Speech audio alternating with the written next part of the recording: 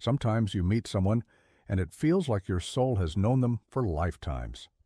It sounds poetic, even romantic, but according to Carl Jung, it's something far deeper, far more dangerous, because Jung didn't believe in chance encounters. He believed in the unconscious, and when two people cross paths and something ancient stirs inside you. He wouldn't call it fate. He'd call it synchronicity, a moment charged with meaning, tailor-made by your psyche to wake you up. You weren't looking for them. You didn't plan for it. But then they appeared out of nowhere, and something inside you remembered. Not who they were, but who you were before the world told you to forget. And that's when the ache begins. Because here's the cruel paradox Jung would warn you about. The people who feel the most right are often the ones you're not meant to keep. Why? Because they're not here to complete you.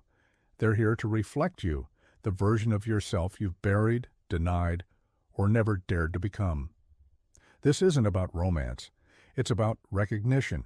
It's about staring into the eyes of someone and seeing the unlived parts of your soul staring back. So if you've ever met someone who felt like they were carved from your very being, only to realize they were impossible to have, don't call it heartbreak. Carl Jung would call it an invitation to awaken, to feel, to remember who you truly are. Because this kind of meeting isn't a love story, it's a turning point.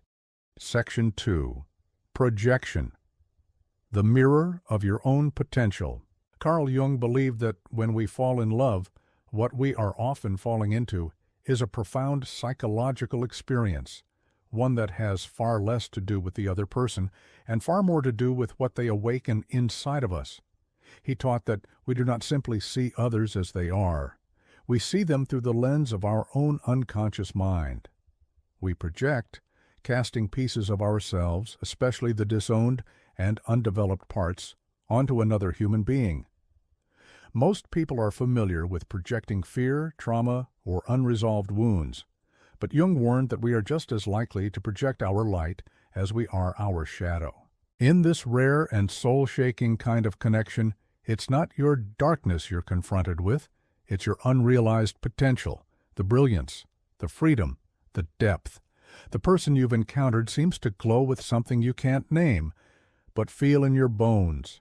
They become a living embodiment of what Jung called the anima, or animus, the inner feminine in men, or the inner masculine in women. These archetypes live deep in the unconscious and carry the energies we need in order to become whole. So when someone walks into your life who seems to carry those energies effortlessly, the attraction is magnetic, almost mystical. You're not just drawn to them, you're pulled into orbit around them. But what's important to understand is this.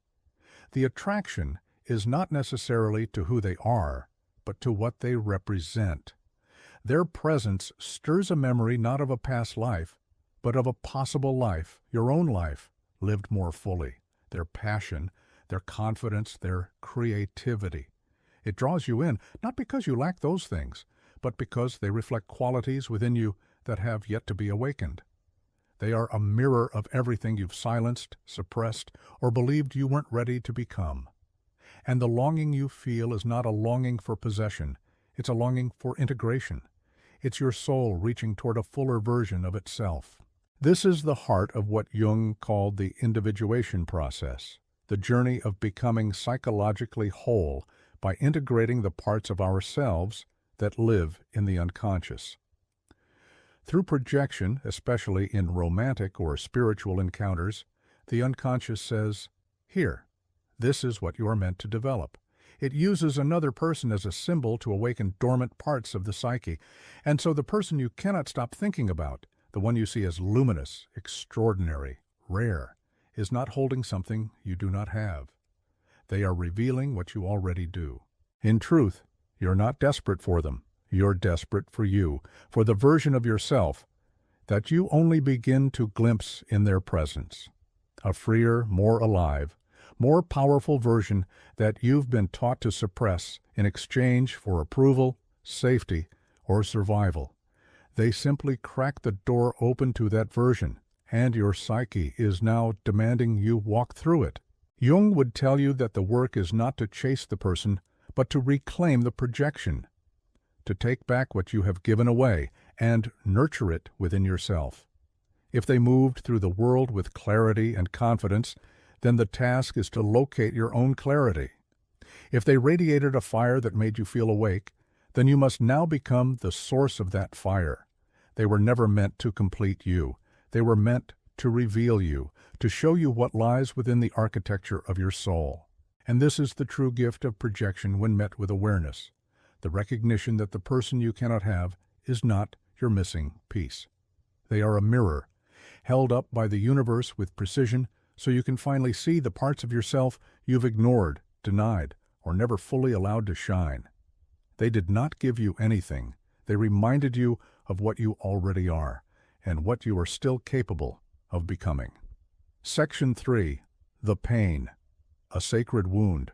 Individuation through Suffering. Heartbreak is often misunderstood. It's seen as something to be avoided, dismissed as a failure, a detour from the path we were supposed to walk. But Carl Jung saw it differently. He believed that pain, especially the kind that comes from deep emotional rupture, is not a mistake. It is a sacred signal that something within us is being asked to change. When you encounter someone who awakens your soul but cannot stay, the resulting anguish is not a sign that something went wrong. It is paradoxically a sign that something profoundly right is trying to emerge from within you. The agony you feel, the longing, the confusion, the hollow ache of absence, is not punishment. It is what Jung might call a sacred wound, an inner fracture created not to destroy you, but to initiate you. The moment you realize you cannot be with the one who made your soul come alive, your old self, your limited identity, begins to unravel. The part of you that clung to safety, routine, and ego-based definitions of love can no longer hold. That version of you must die, because it is too small to contain what you've now tasted: truth, presence, aliveness. This is the deep work of individuation, Jung's term for the psychological and spiritual process of becoming who you truly are. But individuation does not happen through ease. It requires tension, breakdown, discomfort. It requires the shattering of illusions you've built to survive. And nothing shatters those illusions faster than a connection that feels transcendent and yet remains completely out of reach. The contradiction is what breaks you. The divinity of the experience paired with its impossibility is what cracks open your inner world. Jung often wrote about the necessity of confronting the unconscious, the parts of ourselves we repress, avoid, or fear. When we fall for someone who we cannot have, what we're really confronting is ourselves, our unlived life, our denied desires, our hidden grief. The person becomes a symbol, a vessel carrying everything we long for but have not yet integrated. And when that vessel is taken away, we are left standing in the rubble of who we thought we were, forced to finally face the parts of ourselves we've abandoned. This is not mere heartbreak. It is a psychological death. The ego resists, the mind questions, the heart pleads. But the soul understands. It knows that in order to be reborn, something must first be lost. The suffering that follows such a soul-stirring encounter is not optional. It is transformational. It demands that you feel more deeply than you ever have before. It strips away your coping mechanisms. It silences your distractions. It pulls you into the present moment and forces you to feel. And in that raw, unbearable stillness, you begin to awaken. The person who caused this pain is not your enemy. They are not a villain. They are not a mistake. They are a catalyst. Whether they intended to or not, they cracked open the shell of your ordinary existence. They disrupted your autopilot. They exposed the truth that had been buried under comfort and convention. And for that, the pain is both devastating and divine. You may feel like you're breaking down, like everything you knew about love and self and meaning is collapsing beneath you. But Jung would remind you, this is not the end. It is the beginning. You are not breaking down. You are breaking open so that something greater, truer, and more whole can take root in the space your old self once occupied. This sacred wound, this unbearable ache, is the birthplace of your transformation. And though it may feel like loss, it is in fact a return to who you were always meant to be. Section 4. The Awakening. Love as a path to consciousness. Carl Jung did not view love as a mere emotion or fleeting sentiment. For him, love was a portal, a powerful gateway to the unconscious, a force that breaks through the rigid boundaries of ego and plunges us into the deeper waters of the soul. It is not always gentle. It does not always feel safe. But when it's real, when it arrives as a collision of souls, it has the power to change everything. This was never about having them. It was never about ownership, control, or even the fulfillment of desire. This was about becoming awake, fully, irreversibly awake. When this person entered your life, they didn't just stir your heart, they shattered your perception. You began to feel things with an intensity that startled you. Think in ways you never considered before. See the world not as a fixed place, but as a living, breathing mystery. They didn't explain anything to you with words. They didn't need to. Their very presence bypassed your intellect and went straight into the marrow of your being. In Jungian terms, such encounters activate what he called the archetypes, universal patterns of experience that reside deep within the collective unconscious. The person you encountered was not just a man or a woman. They were the anima or animus, the inner feminine or inner masculine, appearing in the outer world to initiate you into a higher state of self-awareness. They embodied a divine blueprint, not someone to cling to, but someone who calls forth your soul from sleep. In their presence, something ancient in you was stirred, a memory not of them but of yourself, your aliveness, your depth, your forgotten capacity to feel without fear. It was as if your soul whispered, "This is who you are. This is what it means to be fully alive." And in that moment you understood that love is not always about togetherness. It is about transformation. It is not always soft and comforting. Sometimes love must strike like lightning, illuminating the hidden terrain within you that comfort would never touch. This is what Jung meant by psychic transformation. This kind of love does not sedate, it shocks. It does not soothe your wounds, it exposes them. It doesn't reinforce who you've been, it calls you into who you're becoming. It's not about completion. It's about calling you into your own completeness. This love doesn't bind, it liberates. Not because it stays, but precisely because it doesn't have to.